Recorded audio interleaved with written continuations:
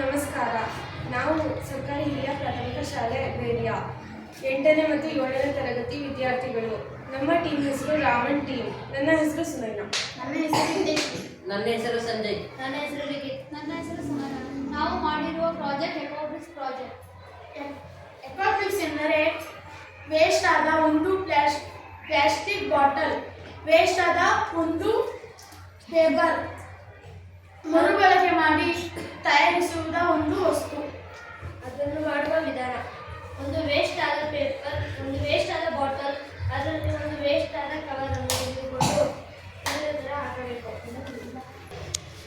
ಸಾಧ್ಯವಾದಷ್ಟು ವೇಸ್ಟ್ ಕವರ್ಗಳನ್ನು ಹಾಕಿ ಬಿಗಿಯಾಗಿ ಅಮುಕಬೇಕು. ಅಮುಕಿದಷ್ಟು ಇದು ಗಟ್ಟಿಯಾಗುತ್ತದೆ.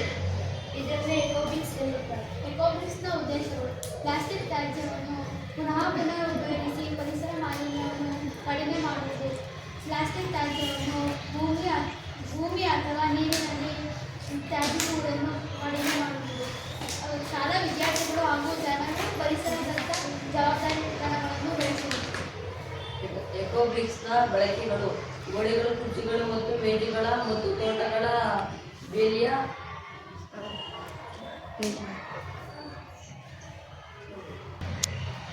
ಗೋಡೆಗಳು, ಕುರ್ಚಿಗಳು, ಮೇಜುಗಳು ಮತ್ತು ತೋಟಗಳ ಬಯಲುಗಳ ಬೇಲಿಗಳನ್ನು ನಿರ್ಮಾಣ ಮಾಡಬಹುದು. ಪಾರ್ಕ್ಗಳಲ್ಲಿ ಮತ್ತು ಶಾಲೆಗಳಲ್ಲಿ ಕುಳಿತುಕೊಳ್ಳುವ ಬೆಂಚ್ಗಳನ್ನು ನಿರ್ಮಾಣ ಮಾಡಬಹುದು. ಸಣ್ಣ ಮನೆಗಳು ಅಥವಾ ಶೆಡ್ಡುಗಳ ಬಯಲುಗಳಲ್ಲಿ ಎಕೋಬ್ರಿಕ್ಸ್ ಅನ್ನು ಬಳಸಬಹುದು. ಧನ್ಯವಾದಗಳು.